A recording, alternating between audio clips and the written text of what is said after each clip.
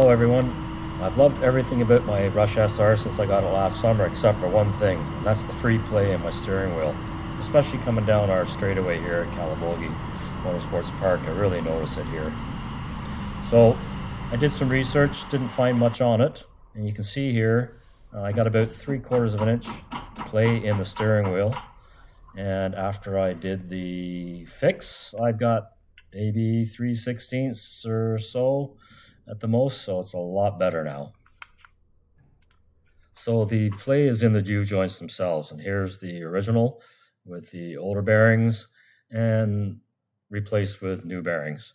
So the difference between these is just the older ones are about 5/16 of an inch long, and the new ones are just under a few thou under 3/8. Other than that, they're exactly the same, except the end has got a little bit of a recess on it. So they are a Koyo M661 bearing, easily got from any bearing supplier.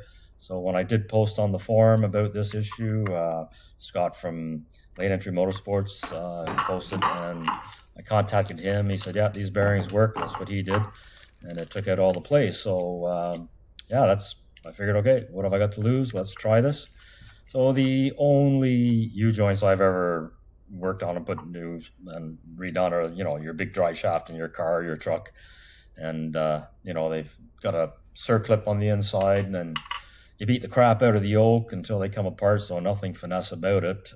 These are a fair bit smaller, and things aren't quite as beefy. So, yeah, I just went at it nice and easy. So you'll see here on your right, those ones are finished. And I still have the ones to do on the left, which I'll show you how I did it. So here you can see there's just no play left whatsoever. And on this side, you can actually see it and hear it.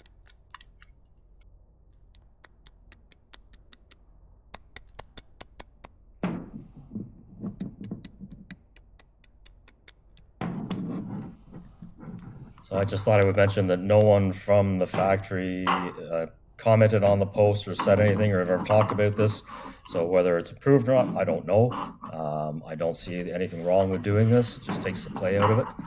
Why they didn't come with the right size bearings in the beginning, I don't know either. So anyways, yeah, you just got to take out the retaining screw, because that's what holds those caps in. And it sounds like I'm beating the crap out of these when I'm hitting it with the hammer, but I'm not really. It just sounds loud. So I just grabbed a socket that'll clear those bearings, and it's about the same diameter as the yoke, so you can look down and know it's easily on center. And I just grabbed another socket that's smaller than that bearing, and I set one side on top of that socket, and just put the smaller socket on top, and they're just actually gentle taps. It didn't take much to move it. And the 4 I've already done, I just grabbed a little small set of channel lock pliers and just slowly work, and the bearings came right out. So when I went to do this one, just like I did the other side, yeah, for some reason that one I was really tight and I could not get it out. You'll see here in a second.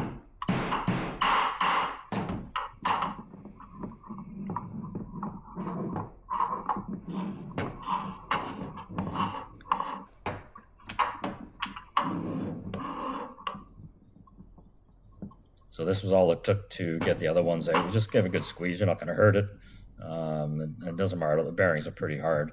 So, but this one was just like way stiffer than the others. And I tried it for a bit. So I said, okay, you know what? I'm just going to hit this one back in. And this is the one that I couldn't get out. And I'll pound it through so it knocks the other one out. And we'll see what happens there. And I didn't have any issue getting this one out. So now if both didn't want to come out, I guess you're just going to have to really clamp onto one of them and pull it out as best you can. But this was the only one out of the 8 that was a little on the stiffer side. I did notice that one of them had a slight bit of corrosion. So yeah, but you'll see there. It doesn't take much to get them out.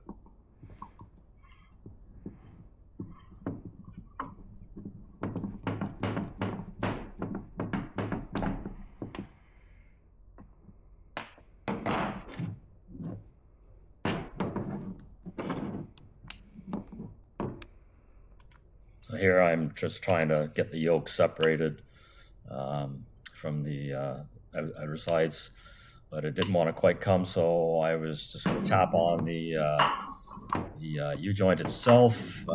So here I'm just using a piece of black Delrin that I turned down to make a little punch out of, as I didn't want to hit that with something metal and burr the edges over or anything. So I just gave it a tap, any little plastic or whatever, just to get that yoke, the U-joint pressed a little bit further, and then it just snaps right out like you saw there. So now I just gave this a wipe and grabbed a pin punch and knocked that one out of there, and that was it. Came right out.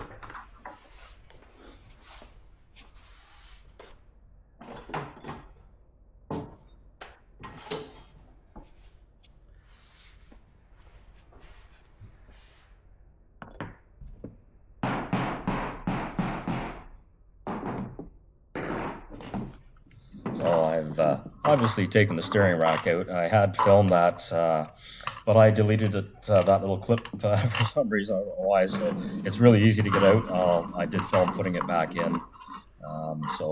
Yeah, it's really easy. It's just a couple of set screws and three. You take the steering wheel off, so then loosen a couple of set screws and 3 bolts, and out it comes. But I do show that going back in. So here, because I had that one seem to have a little bit of an edge of corrosion on that one bearing. Just feeling, and there was a tiny little burr in there, so I just took a needle file and just dressed that up just slightly. Just didn't want it catching or galling it when I was putting the new one back in.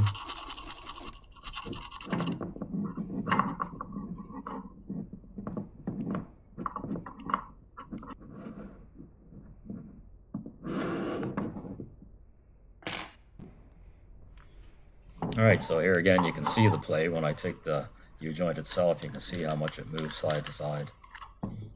You don't have to pull these apart, by the way. I just did because that one was hard to get out. So here was exactly how the original 4 went, nice and easy. I just set it up.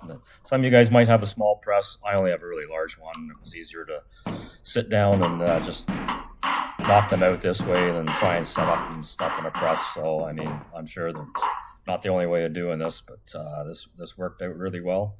So you just got to knock it far enough through that you can grab the other side with a set of pliers, and as I said, you'll see here that comes out pretty easy.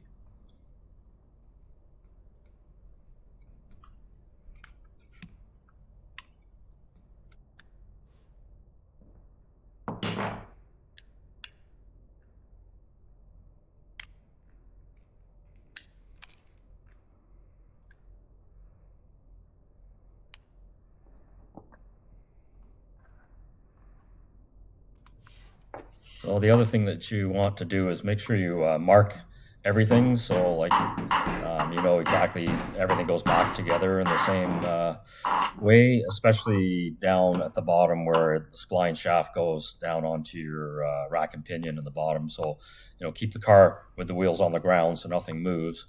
You put a line down at the bottom so you can line that up when you go to put everything back together. I also put marks on the yokes to make sure everything went back the same way. I just didn't want to mix and match or turn something 90 degrees and have it wrong. So yeah, just remember to put some marks. You can't see them in the video I made here, but there are marks there. So when you're done, I just filled each one of these needle bearings with some really good white lithium grease, filled them right up, and then you just from there it's you just hold it in place pretty accurately, so just line it up and give it a small tap, and just tap it around, and they just slide right back in, no problem at all. So just do that on both sides.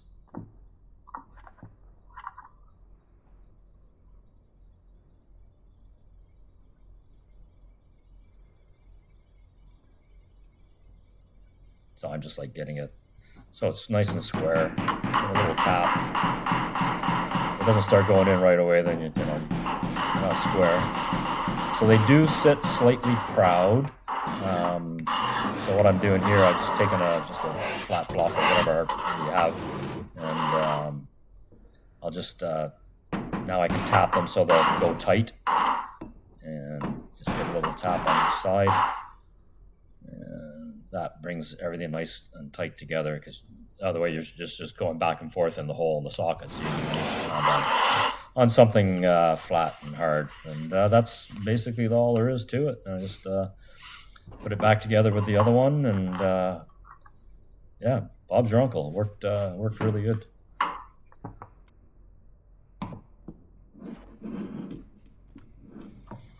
By the way, I do apologize for the audio on this. I did voiceover dubbing on my editing software after, and for some reason it just accentuated all the sounds on the bench, and every time you moved and dropped or hit something, it sounds like it's echoing off. I don't know. I've never had that problem before, but it's a bit irritating. But sorry about that. I wasn't about to go and start trying to figure all that out just for this little video here. Anyways, sorry about that.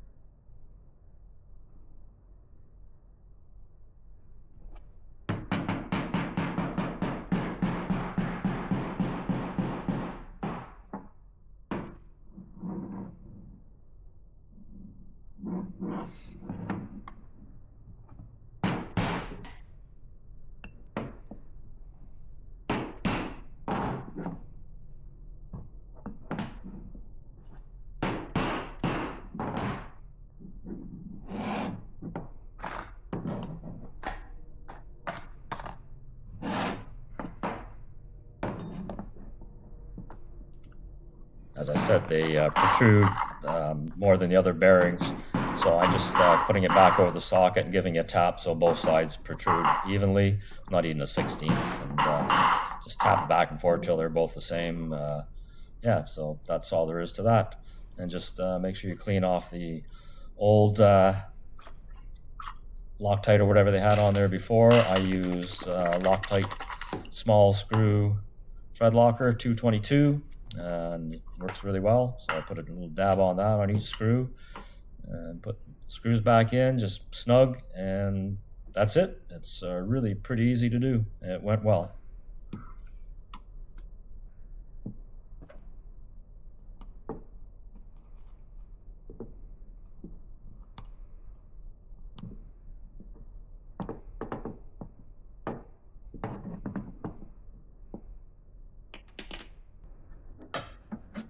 Like I mentioned earlier, it's really easy to take the whole steering assembly in and out. Just make sure you have that big mark at the bottom.